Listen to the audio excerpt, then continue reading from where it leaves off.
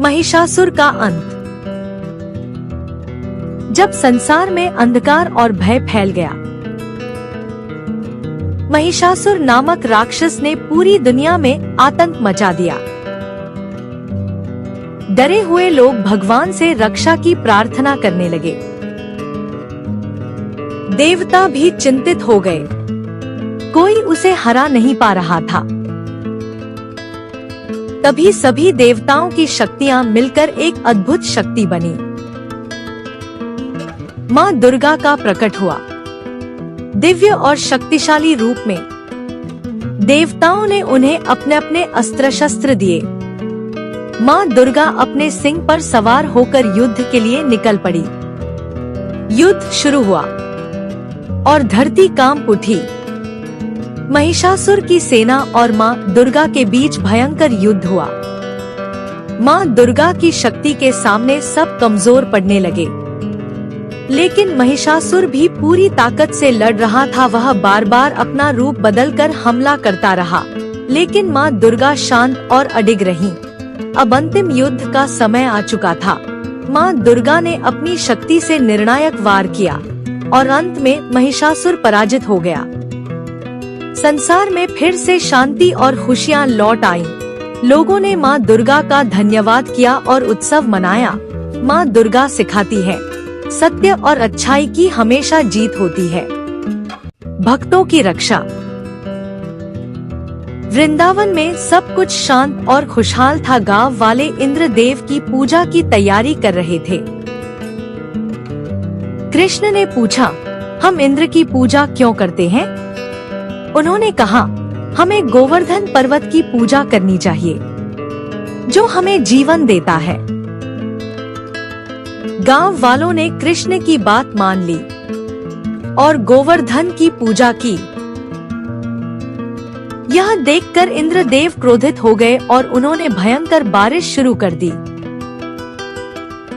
पूरा गांव डर गया, सब कुछ डूबने लगा। तब सभी ने कृष्ण से मदद मांगी।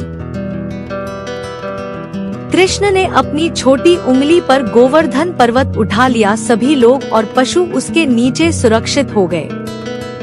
7 दिनों तक कृष्ण ने सभी की रक्षा की। तब इंद्र को अपनी गलती का एहसास हुआ। इंद्र ने कृष्ण से क्षमा मांगी। कृष्ण ने सिखाया, सच्चा भगवान वही है जो हमेशा अपने भक्तों की रक्षा करता है। अयोध्या नगरी में खुशी का माहौल था। भगवान राम के राज्याभिषेक की तैयारी हो रही थी। लेकिन रानी कैकेयी ने 2 वरदान मांग लिए, भरत को राज और राम को 14 साल का वनवास। राजा दशरथ टूट गए, लेकिन वचन तो निभाना ही था। राम ने बिना किसी सवाल के कहा, पिता का वचन मेरे लिए सर्वोपरि है। सीता और लक्ष्मण भी उनके साथ चल पड़े, प्रेम और कर्तव्य के साथ। राजमहल छोड़कर राम ने वनवास स्वीकार किया, बिना किसी शिकायत के। अयोध्या की प्रजा रो रही थी, लेकिन राम ने धर्म का मार्ग नहीं छोड़ा। सच्चाई और कर्तव्य के लिए जो त्याग करे, वही सच्चा महान होता है। राम ने सिखाया, वचन सबसे बड़ा होता है। समुद्र मंथन।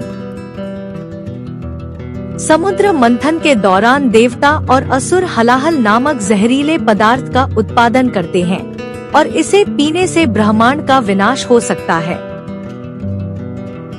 शिव, जो अपने नीले गले के लिए जाने जाते हैं, इस जहरीले पदार्थ को पीने का फैसला करते हैं और ब्रह्मांड को बचाने के लिए तैयार हो जाते हैं। शिव ने अपनी ताकत का उपयोग करके हलाहल को नीचे रखा और ब्रह्मांड को विनाश से बचाया। देवता और असुर शिव की बहादुरी से प्रभावित हुए और उन्हें धन्यवाद देने लगे। शिव की इस बहादुरी ने ब्रह्मांड को एक नए युग में प्रवेश करने का मार्ग प्रशस्त किया और इस प्रकार शिव ने अपनी ताकत और साहस से ब्रह्मांड को बचाया और एक नए युग की शुरुआत की। एक दिन कैलाश पर्वत पर भगवान शिव और माता पार्वती ने अपने पुत्रों की परीक्षा लेने का निर्णय लिया। उन्होंने कहा, जो पूरे संसार का चक्कर लगाकर पहले आएगा वही विजेता होगा। कार्तिकेय तुरंत अपने मयूर पर बैठकर तेजी से निकल पड़े, लेकिन गणेश जी रुके और गहराई से सोचने लगे।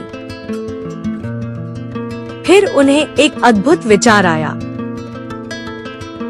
गणेश जी ने अपने माता पिता के चारों ओर परिक्रमा करनी शुरू कर दी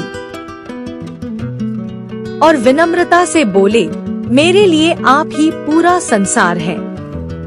इतने में कार्तिकेय पूरी दुनिया का चक्कर लगाकर लौटे, लेकिन गणेश जी पहले ही विजेता घोषित हो चुके थे। गणेश जी ने सिखाया, बुद्धि और सम्मान शक्ति से भी बड़े होते हैं। सुदामा बहुत गरीब ब्राह्मण थे। उनके पास खाने तक के लिए कुछ नहीं था। उनकी पत्नी ने कहा, तुम अपने मित्र लॉर्ड कृष्ण से मिलने जाओ। सुदामा ने चिवड़ा का छोटा सा उपहार बांधा और द्वारका के लिए निकल पड़े। कृष्ण ने सुदामा को देखते ही गले लगा लिया, जैसे कोई अपना सबसे प्यारा मित्र मिल गया हो।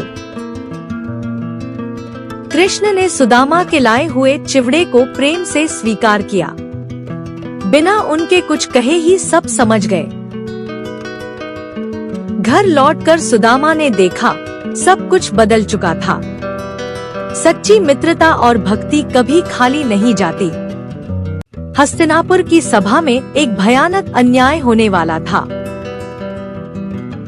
जुए के खेल में द्रौपदी को दांव पर लगा दिया गया। दुशासन ने द्रौपदी का अपमान करना शुरू किया, लेकिन कोई मदद के लिए आगे नहीं आया।